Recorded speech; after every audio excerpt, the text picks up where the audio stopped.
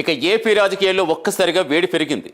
ఒకవైపు అధికార కూటమి శ్రేణులు విజయ్ భేరీ సభలు, మరోవైపు తమ్ముళ్ల జోరుకు బ్రేకులు వేసేలా వైసీపీ శ్రేణుల హోరాహోర నిరసనలతో రాష్ట్ర వ్యాప్తంగా ఇరు పక్షాల మధ్య పొలిటికల్ వార్ పీక్స్కు చేరింది.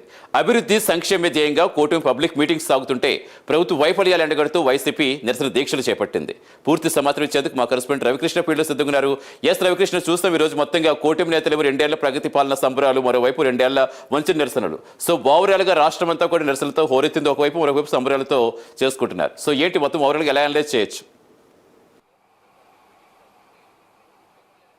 అంటే సతీష్, ఏదైతే ఇప్పటికే కూటమి ప్రభుత్వం వచ్చి 2 ఏళ్ళు అయిన సందర్భంగా కూడా 2 ఏళ్ల విజయోత్సవ సభ అనేది తిరుపతిలో నిర్వహించడం జరిగింది. ఈ సభకైతే మాత్రం CM Chandrababu Naidu, deputy CM Pavan Kalyan, అదేవిధంగా కూడా మంత్రి లోకేష్ కూడా పాల్గొని తాము 2 ఏళ్లలో చేసినటువంటి అభివృద్ధి ఏమున్నది అనే దాని మీద మాత్రం వాళ్ళైతే ఒక క్లారిటీ ఇచ్చినటువంటి పరిస్థితి కనపడింది. ఇదే సందర్భంలో వైసీపీకి సంబంధించి ప్రతి నియోజకవర్గంలో కూడా 2 ఏళ్ల వెన్నుపోటు పాలన అంటూ కూడా వాళ్ళైతే మాత్రం పెద్ద ఎత్తున ప్రతి నియోజకవర్గంలో నిరసన కార్యక్రమాలు అయితే చేశారు. ఈ నిరసన కార్యక్రమాలన్నింటినీ కూడా కొంత ఉద్రిక్త పరిస్థితుల మధ్య నడిచినాయని చెప్పుకోవాలి. ప్రధానంగా కూడా ప్రతి చోట ఏదైతే ఈ నిరసన కార్యక్రమాలు జరుగుతుందో, ఈ నిరసన కార్యక్రమాలు జరిగేటువంటి ప్రాంతాల్లో అయితే మాత్రం పూర్తిగా కూడా పోలీసులకి, అదేవిధంగా కూడా వైసీపీకి సంబంధించినటువంటి నాయకులతో తీవ్ర ఘర్షణ వాతావరణం ఏర్పడిందని చెప్పుకోవాలి. ముఖ్యంగా వాళ్ళు చెప్తుంది ఏంటంటే, కూటమి ప్రభుత్వం అధికారంలోకి వచ్చిన తర్వాత ఏదైతే ఎన్నికల్లో ఇచ్చినటువంటి హామీలు ఏవైతే ఉన్నాయో ఆ హామీలన్నింటినీ తొంగలో దొక్కారు.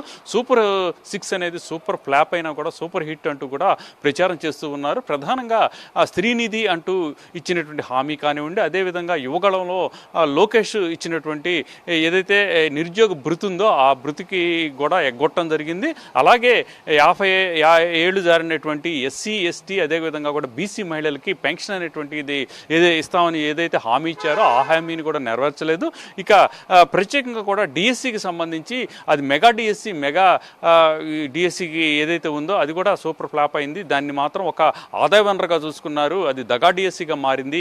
అక్కడ అభ్యర్థులు ఎవరైతే ఉన్నారో వాళ్ళ దగ్గర నుంచి పెద్ద ఎత్తున కూడా డబ్బులు తీసుకొని వాళ్ళకి పోస్టింగ్లు ఇచ్చారనేటువంటి ఒక ఆరోపణలు అయితే పెద్ద ఎత్తున కూడా వాళ్ళైతే చేసినటువంటి పరిస్థితులు అయితే కనపడ్డాయి. ఈ నేపథ్యంలోనే ఇచ్చినటువంటి హామీకి సంబంధించినటువంటి మేనిఫెస్టోలు ఏవైతే ఉన్నాయో ఆ మేనిఫెస్టో ప్రతుల్ని దహనం చేసేందుకు ప్రయత్నించినటువంటి సందర్భంలో అయితే మాత్రం అక్కడ పోలీసులు వాళ్ళని అడ్డుకునే ప్రయత్నం చేశారు. అదేవిధంగా కూడా చంద్రబాబు నాయుడు దిష్టి బొమ్మలని తగలబెట్టేందుకు కూడా ప్రయత్నం చేస్తున్నటువంటి పరిస్థితుల్లో పోలీసులు అయితే మాత్రం అడ్డుకోవటం, ఆ తర్వాత ఆ పోలీసులకి వాళ్ళకి మధ్య తీవ్ర స్థాయిలో కూడా వివాదాలు ఏర్పడినటువంటి ఘటనలు అయితే చోటు చేసుకున్నాయని చెప్పుకోవాలి.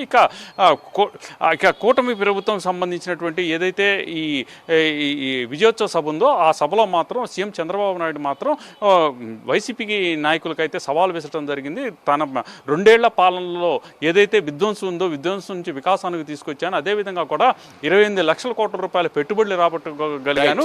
గత ప్రభుత్వంలో అయితే మాత్రం ఉన్నటువంటి పెట్టుబడులు పెట్టినటువంటి సంస్థలు ఏవైతే ఉన్నాయో అవి కూడా వెనక్కి తిరిగి వెళ్ళినటువంటి పరిస్థితులు ఉన్నాయని చెప్పడం అనేది జరిగింది. ఏది ఏమైనప్పటికీ కూడా ఒక పక్కన వైసీపీ, మరో పక్కన టీడీపీ చేస్తున్నటువంటి ఈ కార్యక్రమాలు ఏవైతే ఉన్నాయో అదైతే మాత్రం ఉధృతికి